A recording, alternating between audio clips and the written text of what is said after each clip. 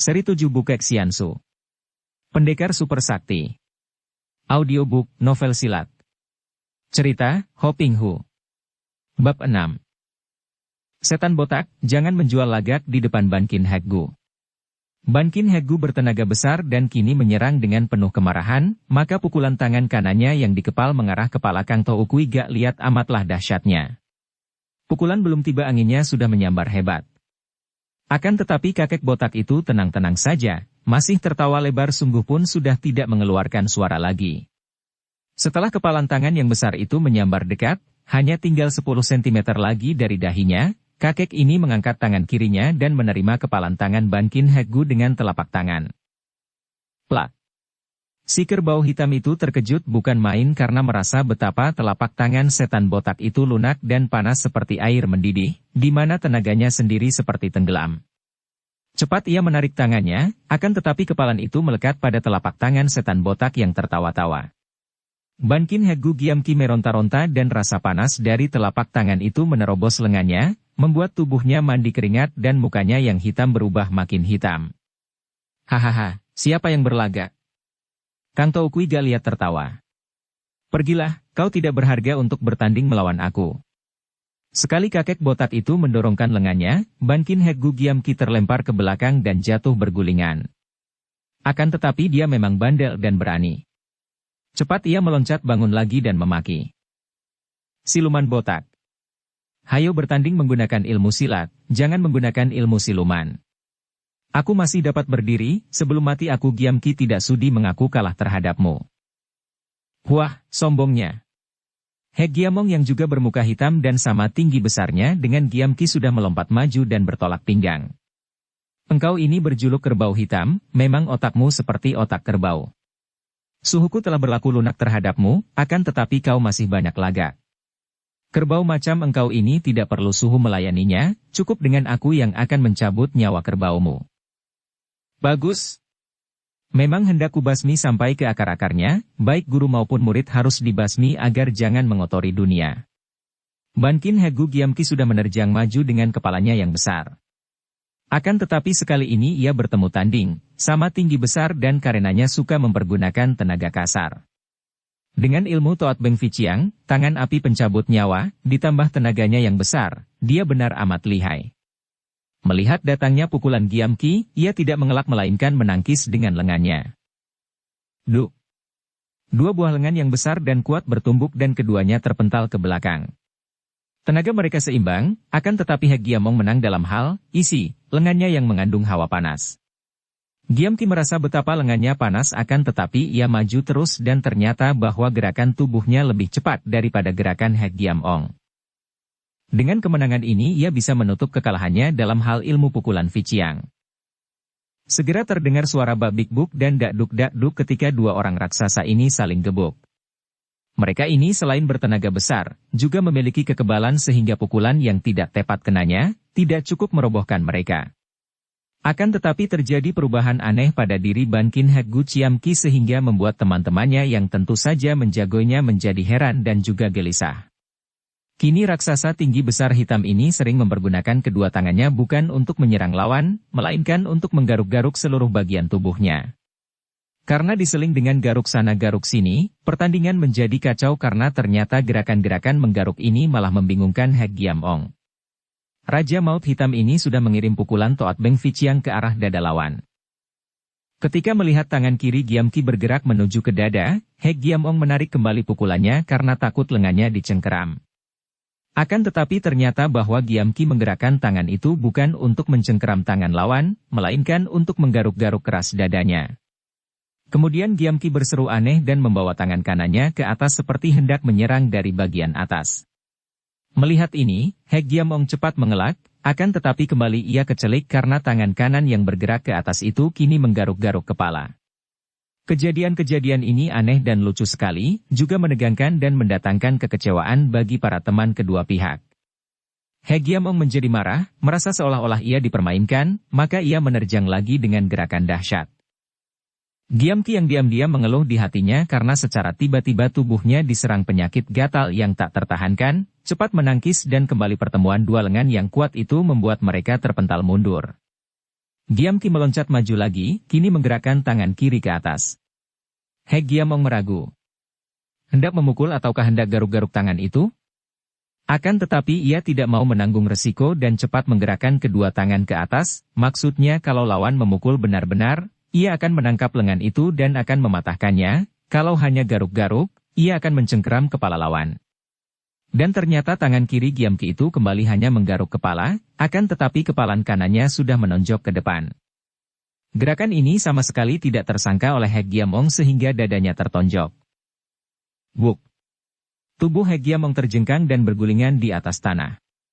Dadanya ampek, napasnya sesak dan setelah terbatuk-batuk, barulah ia meloncat bangun dan menghadapi lawannya dengan mata merah. Akan tetapi Giamki tidak peduli dan masih terus garuk-garuk. Kau masih belum mampus, bentaknya dan kembali ia menerjang. Memang gerakan Giamki lebih cekatan daripada He Giamong. Kembali tangan Giamki diangkat ke atas. He Giamong mengejek dengan dengusan marah. Ia tidak mau ditipu lagi dan tahu bahwa lawannya yang agaknya mempunyai penyakit kudis ini tentu mengangkat tangan untuk menggaruk kepala yang gatal. Maka ia pun tidak mau mengelak, bahkan cepat melangkah maju dan menonjok dada Giamki. Buk, des. Dua tubuh yang tinggi besar itu terjengkang dan Bankin Hegu Giamki roboh ke lenger, pingsan, karena tertonjok dadanya sehingga napasnya menjadi sesak, akan tetapi di lain pihak, He Giamong tadi pun kecelik karena sekali ini Giamki mengangkat tangan bukan untuk garuk-garuk lagi melainkan untuk memukul sehingga dalam saat yang bersamaan, Giamki berhasil menghantam pangkal leher He Giamong dengan tangan miring. Robohlah He Giamong dan tidak bergerak-gerak karena ia pun telah semaput, pingsan. Pek Giamong sudah menyambar tubuh kakaknya dan ia merasa lega bahwa kakaknya tidak terluka parah, hanya terguncang oleh kerasnya pukulan. Di lain pihak, para anggota Hohan Hwe telah mengangkat tubuh Bankin Hegu, dipimpin oleh Lau Pangcu. Atas isyarat Song Ka-isin orang pertama Xiao Lim Chit Kiang tubuh Giamki yang pingsan itu dibawa mendekat. Song Ka-isin cepat memeriksa dan ia menghela napas panjang. Untung, kata tokoh Xiao Lim Pai ini. Tadinya ia keracunan maka ketika bertanding terus diganggu rasa gatal-gatal di tubuhnya. Tentu ia terkena racun ketika beradu tangan dengan iblis tua itu. Baiknya, pukulan He Giamong tadi pun mengandung hawa panas dan pukulan ini malah membuyarkan pengaruh racun di tubuhnya sehingga nyawanya tertolong. Pek Giamong yang marah menyaksikan saudaranya terluka, kini melangkah maju dengan sikap menantang.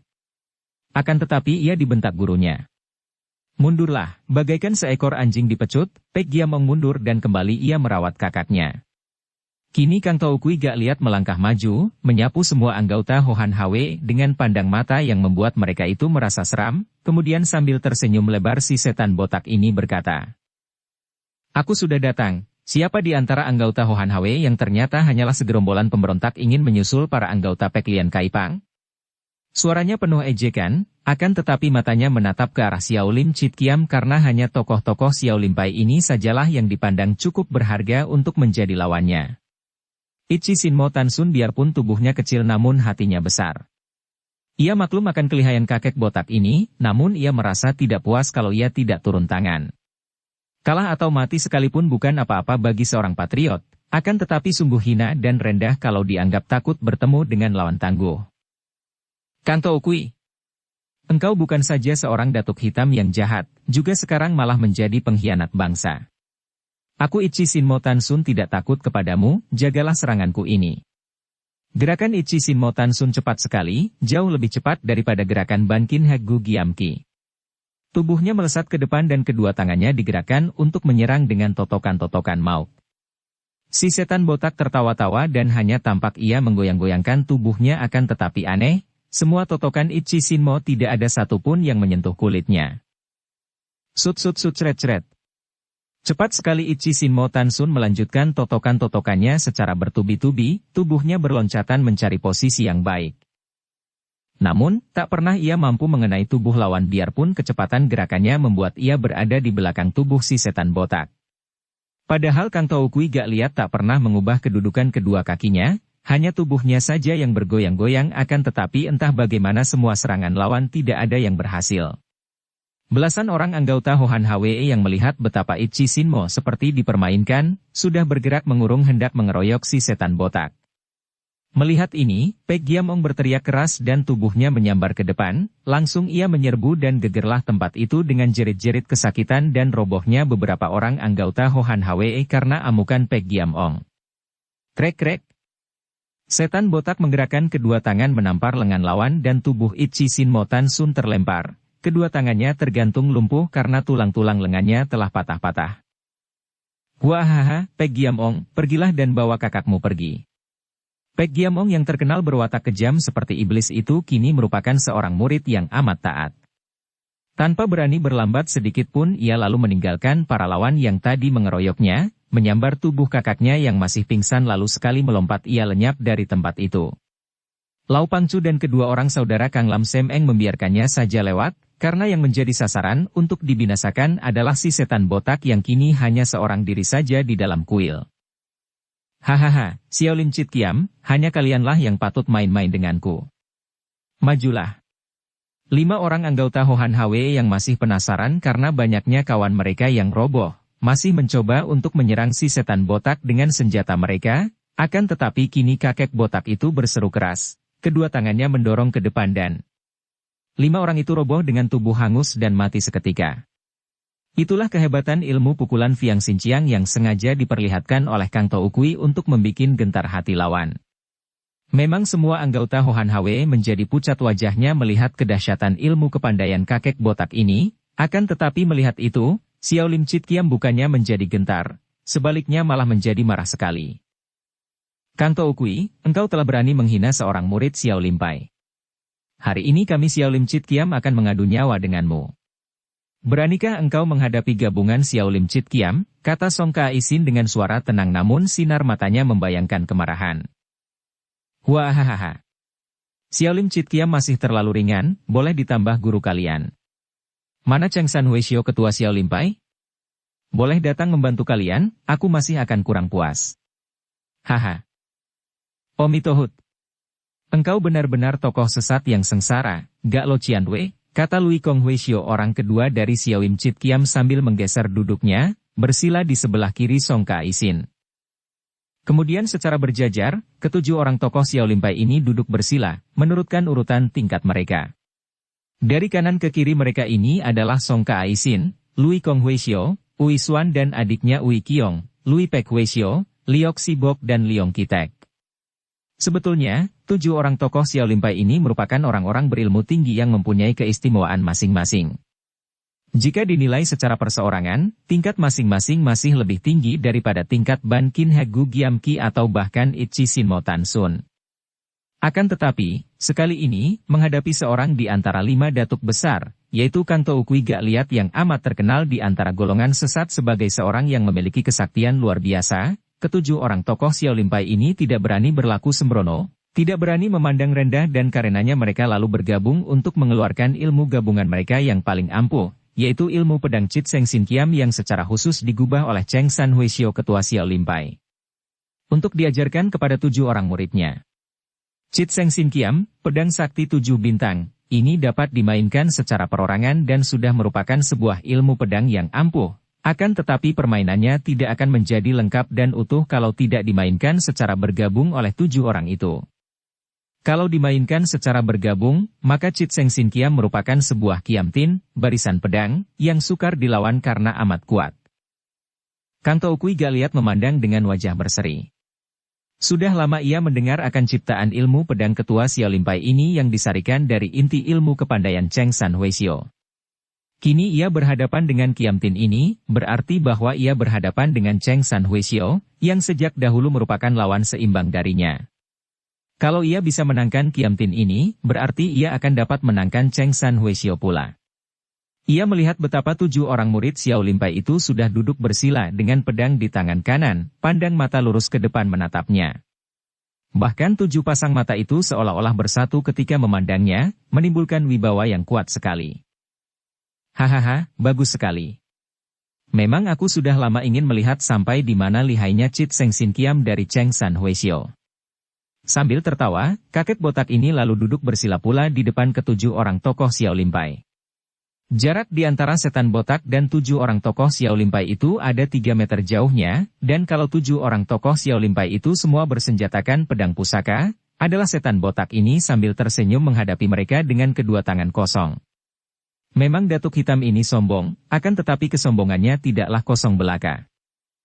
Ia memang amat sakti dan biarpun kakek botak ini menyimpan sebatang pedang lemas yang ia belitkan di pinggang sebelah dalam bajunya, namun tidak pernah orang melihat ia mempergunakan senjata dalam pertempuran. Hal ini berarti bahwa ia masih memandang rendah Xiao Lim Chit Kiam. Song Kaisin dapat menduga sikap lawan, maka ia pun tidak mau banyak sungkan lagi. Kakek botak ini selain merupakan tokoh sesat yang amat jahat dan sudah sepatutnya dibasmi, juga telah menghina murid keponakan mereka, telah mencemarkannya dan berarti mencemarkan kehormatan Xiao Lim Pai pula. Oleh karena itu, Song Kaisin dan adik-adik seperguruannya maklum bahwa sekali ini mereka akan bertanding mati-matian, bukan saja untuk melenyapkan seorang tokoh sesat yang jahat, juga untuk mempertahankan nama dan kehormatan Xiao Lim Pai. Sudah siapkah engkau, Kang Toukui? Haha, sudah. Lekas keluarkan Chit Seng Sin Kiam itu, jawab si botak sambil menggerak-gerakkan kedua lengannya yang segera menjadi kemerahan. Lihat pedang. Song Kaisin berseru dan pedang di tangannya itu ia tusukkan ke depan. Menurut pendapat dan pandangan umum, biarpun lengan dilonjorkan ditambah panjangnya pedang, masih belum dapat melewati jarak 3 meter itu.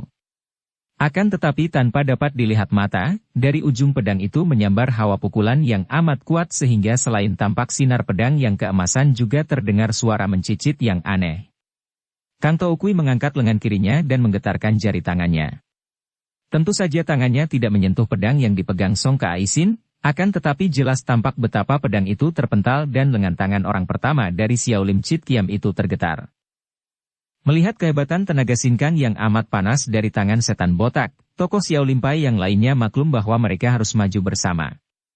Maka serentak pedang-pedang mereka bergerak, ada yang membacok, ada yang menusuk, ada pula yang membabat. Tampak sinar pedang berkelebatan menyilaukan mata. Pantulan cahayanya gemerlapan di dinding ruangan yang luas itu.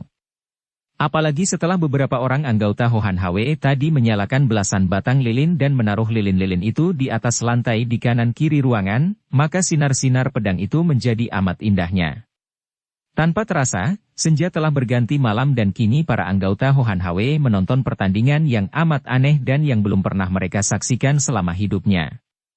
Betapa mereka tidak akan terheran-heran dan bengong menyaksikan pertandingan itu? Baik ketujuh orang tokoh Xiao Lim Pai itu maupun setan botak, hanya duduk berhadapan, bersila di atas lantai dan jarak antara mereka terlampau jauh sehingga mereka itu tidak dapat saling menyentuh. Akan tetapi, kini mereka bertanding, dan 7 orang itu mengeroyok si setan botak dengan serangan-serangan pedang yang berubah menjadi sinar-sinar gemerlapan. Sebaliknya, setan botak menggerak-gerakkan kedua lengannya, kadang-kadang menangkis. Ada kalanya mencengkeram dan mendorong, bahkan balas memukul tanpa menyentuh pedang dan tubuh para pengeroyoknya. Kedua tangannya kini selain berwarna merah seperti api membara, juga mengepulkan uap putih seperti asap panas. Kalau dilihat begitu saja, seolah-olah si setan botak dan ketujuh Xiao Lim Chit Kiam sedang bermain-main. Mereka tidak saling sentuh, namun mereka bergerak dengan sungguh-sungguh dan ruangan itu kini seperti dihujani sinar-sinar gemerlapan dan udara menjadi sebentar panas sebentar dingin. Hanya beberapa orang saja di antara mereka, yaitu Lau Pangcu, kedua Kang Lam Sem Eng, Ban Kin Hek Gu yang sudah sadar dari pingsannya, dan Itchi Sinmo yang maklum apa yang sedang terjadi dan mereka memandang dengan hati penuh ketegangan. Mereka ini mengerti bahwa Xiao Lim Chit Kiam sedang bertanding melawan si setan botak mengadu ilmu pedang yang digerakkan oleh tenaga sinkang tingkat tertinggi. Mengerti pula betapa selain sinar-sinar gemerlapan itu mengandung hawa maut, juga gerakan tangan setan botak itu mengandung hawa pukulan jarak jauh yang amat dahsyat. Akan tetapi mereka yang tidak mengerti cara pertandingan seperti ini, menjadi amat penasaran. Si setan botak dan kedua muridnya telah menyebar maut, kini setan botak itu hanya duduk bersila dan menggerak-gerakkan kedua tangan. Bukankah ini membuka kesempatan baik untuk membinasakannya? Mereka yang merasa amat benci kepada setan botak ini yang sudah membasmi Pek Lian Kaipang dan menewaskan 50 orang lebih anggota perkumpulan itu yang merupakan kawan-kawan seperjuangan mereka, kini ingin membalas dendam. 7 orang anggota Hohan Hwe setelah saling memberi isyarat dengan kedipan mata dan diam-diam mengambil jalan memutar, serentak maju menerjang tubuh kakek botak yang bersila itu dari belakang. Mereka bertuju menggunakan senjata dan menyerang secara berbareng. Celaka! Ichi Shinmo Tansun berseru. Juga teman-temannya yang tahu akan bahaya mengancam, berseru kaget namun sudah tidak keburu mencegah. Segera terdengar jerit-jerit mengerikan disusul robohnya 7 orang anggota Hohan Hwe itu yang roboh tewas dengan tubuh tersayat-sayat dan ada pula yang roboh dengan tubuh hangus. Mereka tadi seperti sekumpulan nyamuk yang menerjang api, tidak tahu bahwa udara di sekitar arena pertandingan aneh itu penuh dengan berkelebatnya sinar pedang yang tajam dan hawa pukulan yang mengandung panasnya api. Sebelum mereka dapat menyentuh tubuh si setan botak, tubuh mereka lebih dulu sudah dihujani sinar pedang yang menyambar-nyambar dan hawa pukulan yang membakar. Melihat ini, Song Ka-isin orang pertama Xiao Lim Chit Kiam berseru keras. Mereka bertujuh tadi terdesak hebat oleh setan botak yang benar-benar amat tangguh dan lihai sekali. Karena mereka melakukan pengeroyokan secara bertubi, maka setiap orang dari mereka mengadu tenaga dengan Kang Toukui dan ternyata bahwa mereka kalah kuat jauh sekali. Karena itu, gerakan pedang mereka makin lama makin lemah dan terdesak sehingga ketika 7 orang anggota Hohan Hwe tadi maju, biarpun mereka tahu akan bahayanya, mereka tidak keburu menarik sinar pedang dan sinar pedang mereka itu ada yang mengenai tubuh para penyerbu. Maka begitu Song Ka-isin berseru keras, 7 orang Xiao Lim Chit Kiam lalu menggunakan siasat terakhir. Dengan tangan kiri mereka menyentuh punggung kawan yang bersila di sebelah kiri, tangan kanan memegang pedang dan kini mereka telah menyatukan tenaga. Getaran sinkang mereka bersatu dan karenanya gerakan pedang mereka pun sama, hanya merupakan satu serangan saja, akan tetapi yang mengandung tenaga 7 kali lipat kuat daripada tenaga perorangan. Ketika si setan botak menangkis dengan dorongan Fiang Xinjiang, menghalau sinar pedang yang amat besar dan kuat yang menyambarnya, ia mengeluarkan seruan marah dan kaget. Ia berhasil menghalau sinar pedang itu, akan tetapi telapak tangan kirinya robek sedikit dan mengeluarkan darah. Keparat! Kalian sudah bosan hidup, bentaknya dan kini si setan botak menggunakan kedua tangannya menahan. Hebat bukan main adu tenaga sakti ini. 7 orang Xiao Lim Chit Kiam yang menyentuh punggung dan menyalurkan tenaga disatukan dengan teman-teman seperguruan, sehingga tenaga mereka menjadi satu, kini menghadapi dorongan kedua tangan setan botak dan terjadilah adu tenaga, keras lawan keras. Mereka tidak bergerak-gerak lagi, pedang mereka menuding ke satu jurusan, yaitu ke arah Kang Toukui yang sebaliknya mengulur kedua lengan ke depan, dengan kedua telapak tangan mendorong ke arah 7 orang pengeroyoknya. Wajah Xiao Lim Chit Kiam pucat dan penuh keringat, di lain pihak, wajah Kang Toukui menjadi merah sekali dan kepalanya mengepulkan uap panas. Dorong-mendorong terjadi, akan tetapi sedikit demi sedikit keadaan Xiao Lim Chit Kiam terdesak. Lau Pangcu yang melihat keadaan tidak menguntungkan ini lalu mendekati Hu Chen Tiam dan Liam Xian. Mereka bertiga ini sudah terluka, tentu saja tidak berani membantu. Andai kata mereka tidak terluka sekalipun, tingkat kepandaian mereka masih terlalu rendah untuk mencampuri pertandingan tingkat tinggi itu. Mereka berbisik-bisik dan akhirnya mengambil keputusan untuk menjalankan siasat yang telah mereka atur sebelumnya, yaitu hendak membakar kuil itu selagi si setan botak terikat dalam pertandingan mati-matian melawan Xiao Lim Chit Kiam. Memang siasat ini kalau dijalankan berarti akan membahayakan keselamatan Xiao Lim Chit Kiam sendiri, namun memang telah mereka sepakati sebelumnya bahwa untuk membasmi si setan botak, Xiao Lim Chit Kiam bersedia untuk mengorbankan nyawa. Dengan isyarat Lau Pangcu, mereka semua mengundurkan diri dan mulailah mereka membakar kuil itu dari luar. Hu Chen Tiam dan Liam Xian yang membantu pekerjaan ini mengucurkan air mata, karena maklum bahwa nyawa ke-7 orang Susiok, paman guru, mereka terancam maut bersama nyawa setan botak.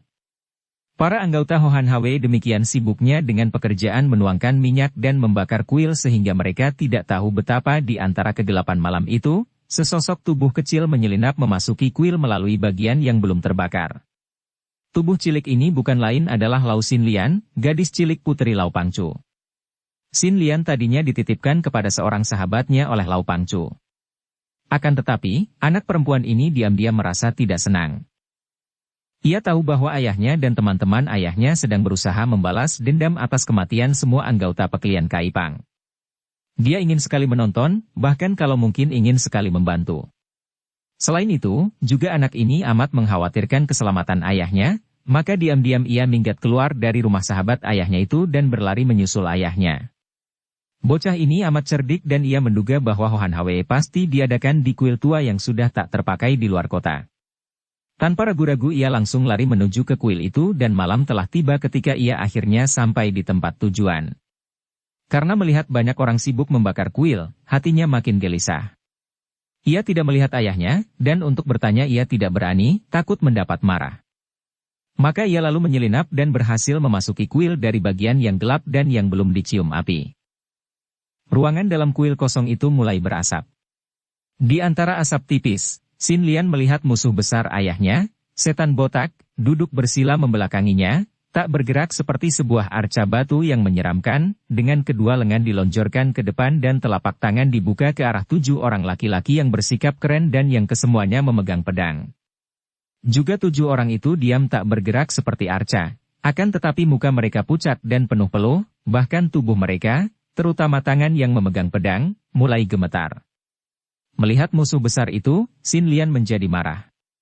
Ia tidak tahu apa yang sedang dilakukan 7 orang berpedang itu dengan musuhnya. Akan tetapi melihat musuhnya duduk membelakanginya, diam seperti arca, ia melihat kesempatan baik untuk menyerang. Berindap-indap Xin Lian menghampiri kakek itu, setelah dekat ia lalu menerjang maju, memukul tengkuk. Duk! Xin Lian terjengkang dan terbanting keras. Kepalanya menjadi pening, tangannya sakit, akan tetapi ia bandel, terus melompat bangun dan siap menyerang lagi. Ia tadi merasa betapa tengkuk kakek botak itu keras seperti baja, dan amat panas seperti baja dibakar. Ia tidak tahu betapa 7 orang Xiao Lim Chit Kiam memandang kepadanya dengan heran dan juga khawatir. Memang bocah ini masih baik nasibnya, tidak seperti 7 orang anggota Hohan Hwe tadi yang tewas secara konyol. Kalau Xiao Lim Chit Kiam dan setan botak sedang bertanding seperti tadi, serang menyerang antar sinar pedang yang digerakkan Xin Kang dan pukulan jarak jauh Fiang Xinqiang yang amat dahsyat, tentu sebelum menyentuh tubuh setan botak, Xin Lian telah roboh tewas, kalau tidak hangus karena Fiang Xinqiang, tentu tersayat-sayat oleh sinar pedang Chit Seng Xin Kiam. Akan tetapi kebetulan sekali pada saat itu, kedua pihak sedang mengadu tenaga sehingga kedua pihak seolah-olah saling menempel, saling mendorong dan tidak bergerak kemana-mana.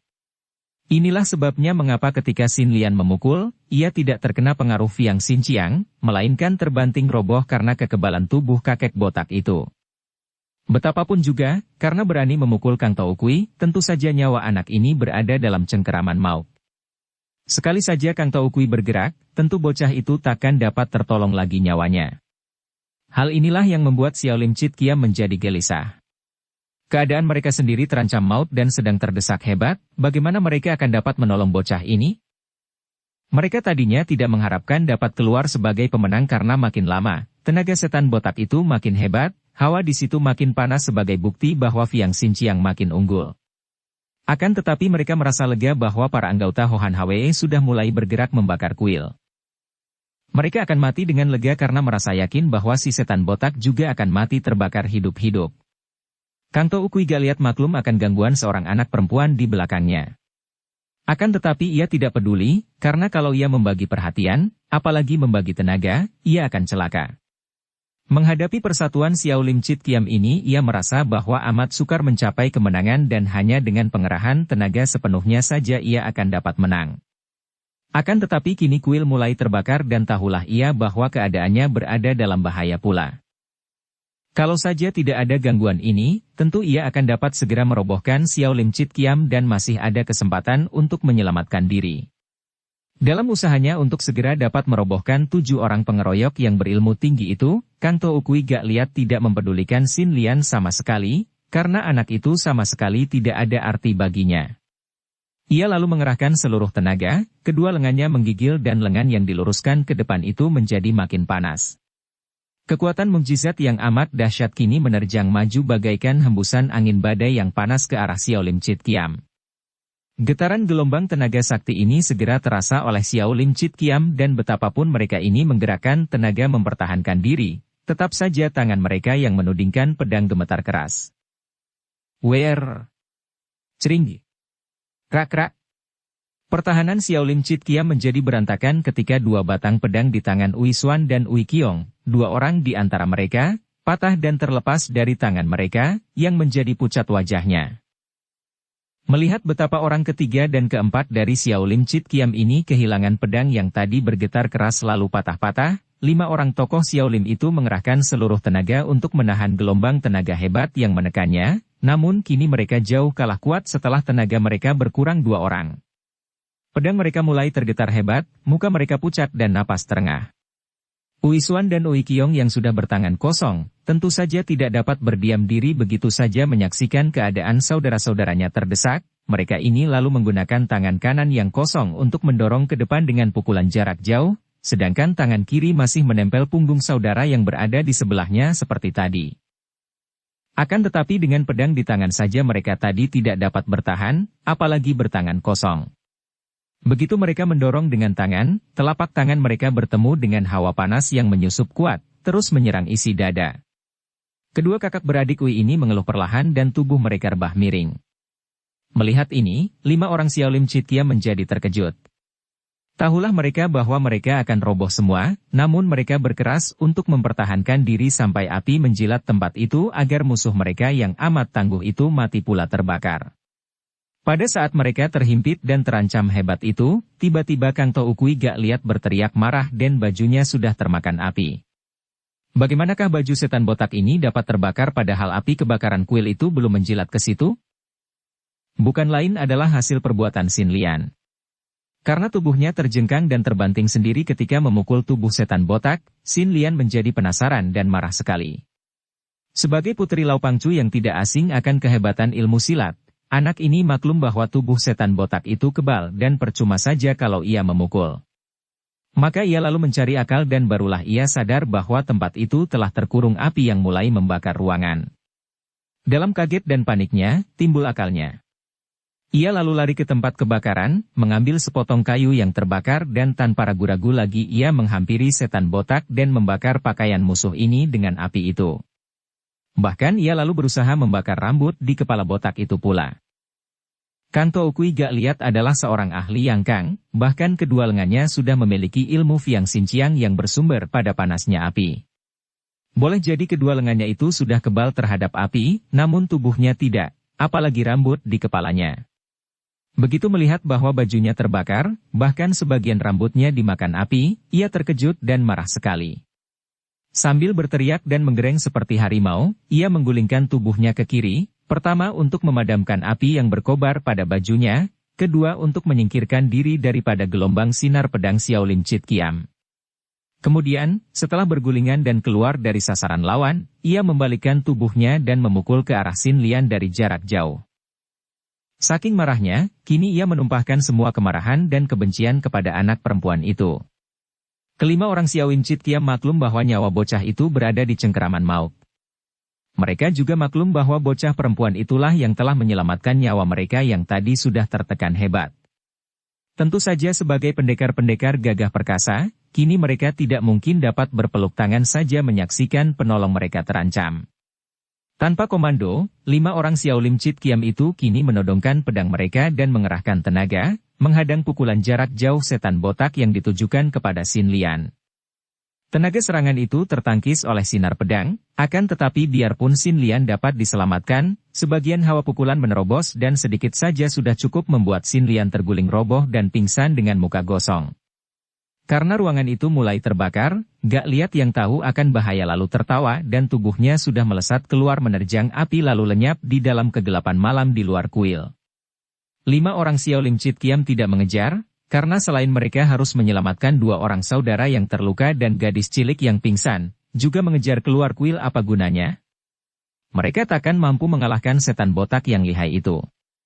Diangkutlah Uisuan dan Uiqiong, juga tubuh Xin Lian dan mereka pun cepat-cepat menerjang api menerobos keluar sebelum ruangan itu ambruk. Para anggota Huan Hwe menjadi kecewa dan berduka. Tidak saja usaha mereka menewaskan setan botak itu gagal sama sekali, juga mereka harus cepat-cepat angkat kaki dari Tiongkuan karena kini tentu kaki tangan pemerintah Manchu akan mencari untuk membasmi mereka. Terutama sekali Lau Pangcu yang kehilangan 50 lebih anggota Peklian Kaipang, menjadi berduka sekali. Akan tetapi di samping kedukaan ini, ada sinar terang yang membahagiakan hati ketua Kaipang ini, yaitu bahwa Xiaolim Chitkiam berkenan mengambil Xin Lian sebagai murid mereka. Setelah Uisuan dan Uiqiong diobati, dan juga Xin Lian sembuh, anak ini lalu dibawa pergi Xiaolim Chitkiam untuk mendapat gembengan ilmu di kuil Xiaolim Si. Adapun Lau Pangcu sendiri lalu pergi ke barat untuk menyampaikan laporan kepada Raja Muda Bu Sem Kui dan membantu perjuangan Raja Muda itu dalam usahanya mengusir penjajah Manchu dari tanah air. Juga semua anggota Hohan Hwe yang mengunjungi pertemuan itu, cepat-cepat meninggalkan Tiongkuan, akan tetapi tak seorang pun di antara mereka menghentikan atau mengurangi semangat perjuangan mereka yang anti penjajah. Kurang lebih setengah tahun lamanya Han Han berada di dalam gedung besar di pinggir kota Tiongkuan, menjadi pelayan dari setan botak bersama muridnya Ouyang Seng. Mengapa Han Han dapat bertahan sampai demikian lamanya menjadi pelayan di situ? Sesungguhnya hatinya amat tidak senang menjadi pelayan Ouyang Seng, akan tetapi karena anak ini menemukan hal-hal yang amat menarik hatinya maka ia memaksa diri tidak mau meninggalkan tempat itu. Ia tertarik melihat cara-cara latihan yang diajarkan setan botak kepada Ouyang Seng. Bahkan diam-diam kalau tidak dilihat guru dan murid itu, ia pun mulai melatih kedua lengannya dan merendamnya di dalam air panas bercampur racun. Mula-mula ia tidak berani, akan tetapi karena tekadnya memang luar biasa, ketika ia diberi tugas menggodok air beracun, ia mencelup kedua tangannya. Dengan kemauan yang amat luar biasa, terdorong oleh sifat aneh yang menguasainya. Akhirnya dalam sebulan saja ia sudah mampu menahan kedua lengannya direndam air panas beracun sampai semalam suntuk. Apa yang dicapai oleh Ouyang Seng dalam latihan 2-3 tahun, dapat ia peroleh hanya dengan latihan sebulan saja.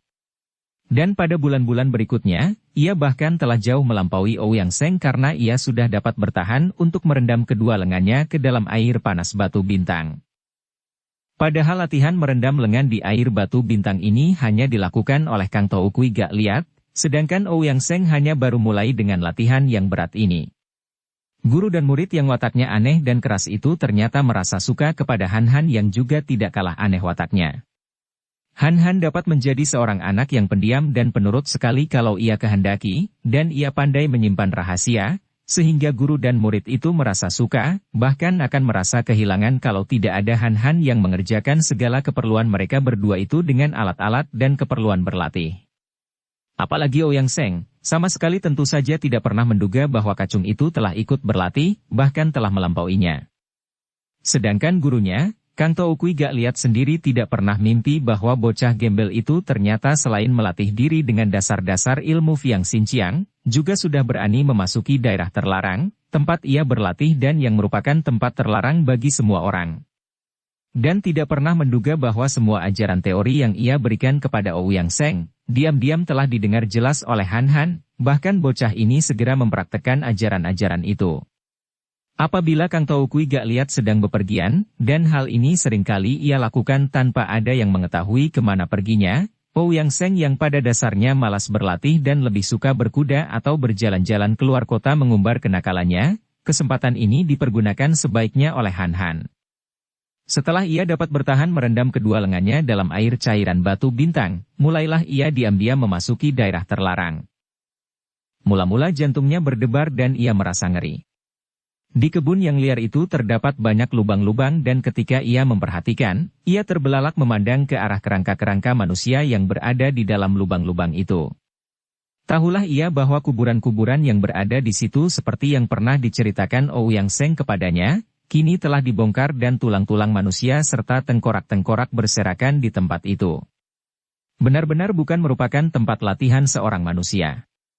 Lebih tepat dinamakan tempat seekor siluman atau iblis. Teringat pula ia akan cerita setan botak kepada Ouyang Seng bahwa kalau latihan merendam lengan dalam cairan batu bintang sudah mencapai puncaknya, maka latihan dilanjutkan dengan membakar kedua lengan di atas api bernyala. Bukan api sembarang api, demikian ia menangkap pelajaran yang diberikan setan botak kepada Ouyang Seng. Melainkan api yang menyala dari tulang-tulang manusia yang dibakar. Api dari tulang-tulang itu mengandung sari hawa yang kang, sudah merupakan racun Fiang. Dengan latihan itu, sari Fiang akan meresap ke dalam kedua lengan memperkuat tulang lengan. Akan tetapi untuk mencapai tingkat ini, kau harus berlatih dengan tekun sampai sedikitnya 10 tahun, Kongcu. Demikian antara lain penjelasan setan botak. Entah mengapa ia suka mempelajari semua ini, Han Han sendiri tidak akan dapat menjawab. Ia tidak bermaksud mendapatkan kekuatan pada kedua lengannya karena ia tidak suka, bahkan benci berkelahi. Akan tetapi mungkin sifat aneh pada pelajaran inilah yang menarik hatinya dan yang membuatnya ingin mencoba dan melatih diri, maka setelah ia mendapat kesempatan memasuki daerah terlarang, ia segera mulai dengan latihan-latihan yang menegangkan hatinya. Mula-mula ia memanaskan kuali tua yang terisi cairan tulang-tulang tengkorak manusia, merendam kedua lengannya dalam cairan yang menjijikkan itu sebagaimana ia dengar dari penjelasan setan botak kepada Ouyang Seng. Kemudian mulailah ia melatih kedua lengannya di atas api bernyala yang ia buat dengan bahan bakar kayu-kayu dan tulang-tulang kering manusia yang berserakan di tempat itu. Sampai setengah tahun lebih Han Han melatih diri di daerah terlarang itu. Tentu saja hal ini dilakukannya secara sembunyi-sembunyi, karena ia pun tahu bahwa kalau sampai hal ini diketahui setan botak, nyawanya takkan tertolong lagi. Kini sudah lebih dari setahun ia menjadi pelayan Ouyang Seng dan gurunya, dan mulailah ia merasa bosan. Memang ia melatih diri selama ini tanpa pamrih apa-apa, hanya karena tertarik dan kini setelah ia dapat bertahan menaruh tangannya di dalam api berkobar sampai api itu mati sendiri kehabisan bahan bakar, ia menjadi bosan dan menganggap bahwa apa yang dicarinya sudah dapat. Ia mulai bosan setelah mengingat betapa ia telah membuang waktu dengan sia-sia. Kalau ia renungkan dan bertanya sendiri, apakah yang ia dapatkan selama setahun lebih ini? Ia tidak dapat menjawab karena harus ia akui bahwa kedua lengannya yang dapat menahan panasnya api itu sesungguhnya tidak ada guna atau manfaatnya sama sekali, sungguh ia tidak tahu bahwa sebetulnya ia telah dapat menguasai dasar-dasar ilmu Fiang Xinjiang yang amat hebat. Tidak tahu bahwa bakatnya jauh melampaui setan botak sendiri sehingga kalau ia latih terus dan melatih pula ilmu pukulannya, ia akan menjadi seorang ahli Fiang Xinjiang yang tidak ada tandingannya di dunia ini. Sayang bahwa Han Han sama sekali tidak tertarik kalau ia melihat Ouyang Seng berlatih silat, juga tidak mau mendengarkan kalau setan botak memberi penjelasan tentang Koukoat, teori silat, kepada Ouyang Seng. Sampai saat itu pun Han Han masih belum suka akan ilmu silat, bukan hanya tidak suka, malah membencinya. Apalagi kalau ia terkenang akan pertandingan antara setan botak dengan orang-orang Peklian Kaipang, ia menjadi muak dan makin membenci ilmu silat yang dianggapnya hanya merupakan ilmu membunuh manusia lain. Kalau dipikirkan memang lucu sekali. Anak ini membenci ilmu silat yang dianggapnya ilmu yang keji. Akan tetapi tanpa ia ketahui sama sekali, ia kini telah memiliki dasar ilmu Fiang Xinjiang, padahal ilmu ini adalah ilmu golongan hitam atau ilmu sesat yang amat keji. Ilmu meracuni kedua lengan seperti ini, yang sebagian menggunakan tulang-tulang dan tengkorak-tengkorak manusia, tidak akan dipelajari oleh orang gagah dimanapun juga kecuali oleh kaum sesat. Untuk memperkuat kedua lengan tangan, kaum gagah di rimba persilatan biasanya menggembleng lengan dengan pasir panas, pasir besi panas, dan lain-lain yang pada dasarnya hanya untuk memperkuat kedua lengan. Akan tetapi kaum sesat mencampurkan racun dalam latihan ini sehingga tangan mereka menjadi tangan beracun yang sesuai dengan watak mereka. Han Han sama sekali tidak tahu akan hal ini, maka amatlah lucu kalau dipikirkan bahwa dia membenci ilmu silat namun diam-diam menjadi calon ahli Fiang Xinjiang. Akan tetapi, kebosanannya melatih diri ini menolongnya. Kalau ia lanjutkan, tentu akhirnya ia akan ketahuan dan hal ini berarti mati baginya. Dan kebetulan sekali sebelum kebosanannya membuat ia berlaku nekat dan minggat dari situ, pada pagi hari itu setan botak pulang dan siang harinya ia dipanggil Ouyang Seng. Han Han, lekas berkemas, bungkus pakaian-pakaianku yang terbaik. Kita akan pergi dari sini ke kota raja. Kota raja? Han Han bengong. Sebutan kota raja hanya ia dapat dalam kitab-kitabnya saja karena selama hidupnya belum pernah ia melihat kota raja. Ya, kota raja di utara. Hahaha, engkau akan bengong keheranan kalau melihat kota raja dan aku sudah rindu kepada orang tuaku, kepada teman-temanku. Lekas berkemas, kalau terlambat, suhu akan marah. Aku diajak, Kongcu. Han Han menyembunyikan debar jantungnya. Kalau ia minggat, ia sendiri tidak tahu akan pergi kemana. Akan tetapi ia akan bebas dan merasa berbahagia. Dia tidak suka untuk menjadi pelayan selamanya. Betapapun juga, kalau diajak ke kota raja, ia akan mengesampingkan dulu ketidaksukaannya menjadi pelayan. Kota raja ia harus melihatnya. Tentu saja kau kuajak. Bukankah kau pelayanku? Habis, kalau tidak diajak, siapa yang akan mengurus keperluan kami, bentak Ouyang Seng marah. Siapa saja yang pergi, Kongcu. Siapa lagi kalau bukan Suhu, aku dan kau? Sudahlah, cerewet amat sih. Lekas berkemas dan suruh tukang kuda menyediakan 2 ekor kuda untuk Suhu dan aku. Dan aku sendiri jalan kaki? Apakah hal itu tidak akan memperlambat perjalanan, Kongcu? Han Han membantah, penasaran. Mana ada pelayan menunggang kuda? Akan tetapi kalau Suhu menghendaki perjalanan cepat, boleh membonceng di belakangku. Cuma, jangan lupa. Sebelum berangkat kau mandi yang bersih pula. Nah cukup, lekas berkemas. Han Han berkemas dan diam-diam mengomel. Biarpun ia menjadi pelayan, namun tidak pernah ia menerima upah, tidak pernah menerima pakaian, hanya mendapat makan setiap hari. Pakaiannya masih pakaian setahun yang lalu, penuh tambalan.